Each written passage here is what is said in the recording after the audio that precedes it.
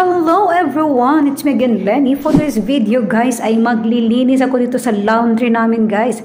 Ayan, dito sa sahig. Banwasan ko yan ng tubig dyan sa sahig. So, ayan. So, ayan na nga guys. Mag-umpisa na ako maglinis niyan. Ayan, nilagyan ko ng water, sabon, tapos Dettol. Para maging mabango ang laundry, para ang mga damit dito nila madam, sir, mabango. Kasi pag hindi nililinis ang laundry guys, ang iba ang amoy. Kaya minsan guys, nilalagyan ko to ng dukon para mas lalong bumango at dumikit dun sa mga abaya ang mga ang pabango sa dukon.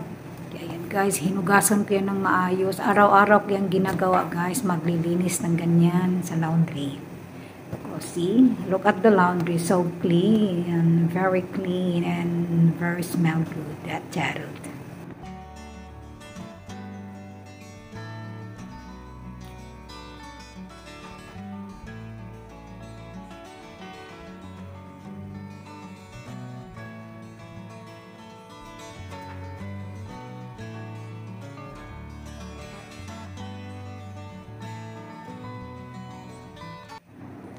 So, dito naman guys, ayan, binuhusan ko ng tubig yan.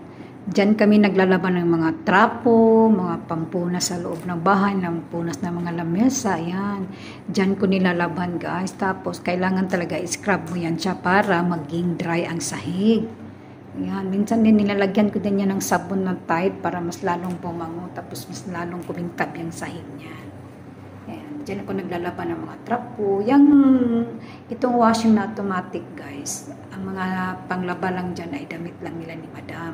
Tapos dito naman sa isang washing na manual, ang mga damit lang sa mga maid ang nandyan ginagamit.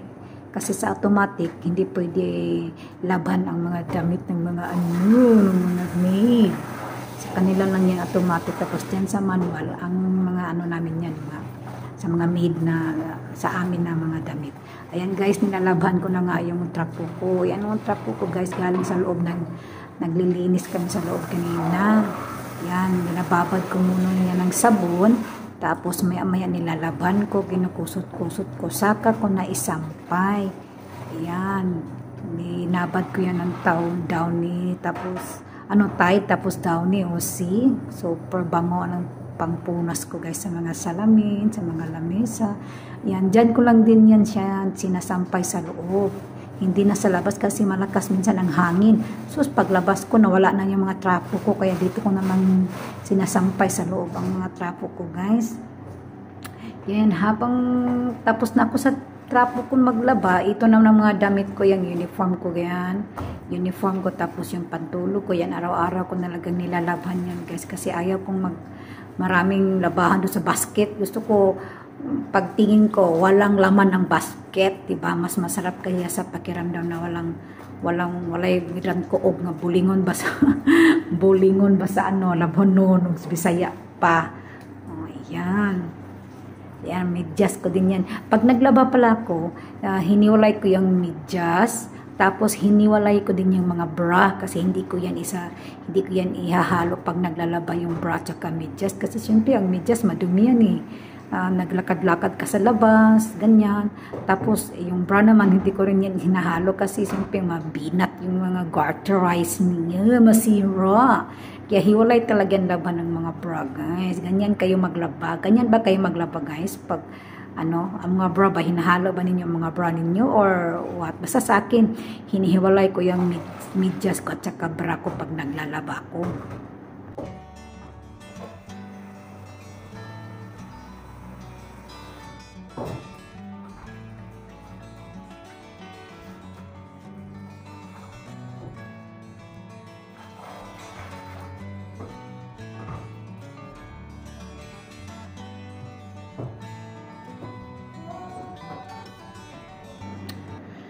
So, dito naman guys, ayan, tapos na akong maglaban ng damit ko guys, na-dry ko na yan. Ayan, sasampay ko na yan sa loob. Tapos maya-maya, magplansa ko maya-maya, plansahin ko na yan lahat pag matuyo yan. Yan ang uniform ko kahapon. Kahapon pala, yan ang uniform ko, kulay white at saka yellow. Kasi ang uniform ko guys is 10. 10 pieces of uniform I had. Kasi nga, mag 5 years na kasi ako dito, no, mga 1 to 2 years, may 5 akong uniform. Ngayon, 3 to 4 years, may bago na naman akong uniform. Baka 6 years onwards, may bago na naman akong uniform. Kaya yan, guys, araw-araw, iba-iba talaga ang sinusuot ko na uniform, guys. Yan, habang naghihintay ko sa steamer na hindi pa kasi ko usok-usok yung steamer, pina-under ko muna yung washing ko kanay. Yung damit na, iba naman yung damit na punda, kahit nilaban ko yung punda. So ngayon, pagtingin ko nga, ayan, umuusok na yung steamer, kaya ini-steam ko lang kasi yung uniform ko pag nag-plancha ko, guys, kasi masarap kasi ang resulta pag steam. Yan, ini-steam ko lang muna yan, tapos maya-maya, planchahin ko siya mamaya. Para hindi na bitaw siya kunot-kunot, sa Tagalog ng kunot, basta mauna na siya. Yan, gi-steam na ako siya, guys. Pag humanana, kato na pong ako ang pants, anak ng pants, kaya wala pa man maglaba. Pag naglaba kasi ako, guys, hiwalay kasi yung puti, hiwalay yung decolor. Kaya yan muna, inuna ko muna yung mga puti, saka na yung decolor, yan. Kaya yan muna ang na-steam ko, yung upper ng uniform ko, guys. See? Ayan, ganyan kami pag nag-plansa. Pero mayroon din kaming plansa. Meron din kami, pero mas kasi sa steam ganyan ka lang, labas lang yung mga usok, yun na, tapos na, ganun lang yun. See, ang ganda talaga. Pag nag-steam kayo, guys, parang iduot lang bitaw siya. Tingnan mo yung usok niya. Ang lakas ng usok. Pag malakas ang usok, guys, saka nyo siya idiin sa damit. Pag wala naman siyang usok, huwag nyong idiin kasi walang resulta. Kailangan kasi, ang usok kasi dito sa steam, guys, ang nakaka-find ng damit ba? Parang maganda ang resulta pag malakas ang usok. Pag wala kasing usok, wala. Hindi plain ang resulta niya. So, ayun na nga, guys. Ito nga yung decolor ko na damit. Ayan, nilalaban ko na naman yung decolor ko na damit, guys. Ayan, malapit na rin yung matapos. So, ayun, ako rin ay tapos na rin. So, that's all for today's video, guys. Thank you for watching. It's me again, Lenny. Ayan, see you again next time.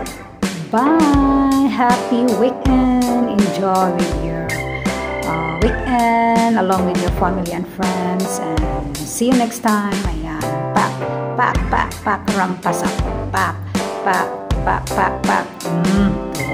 Thank you, guys. Bye.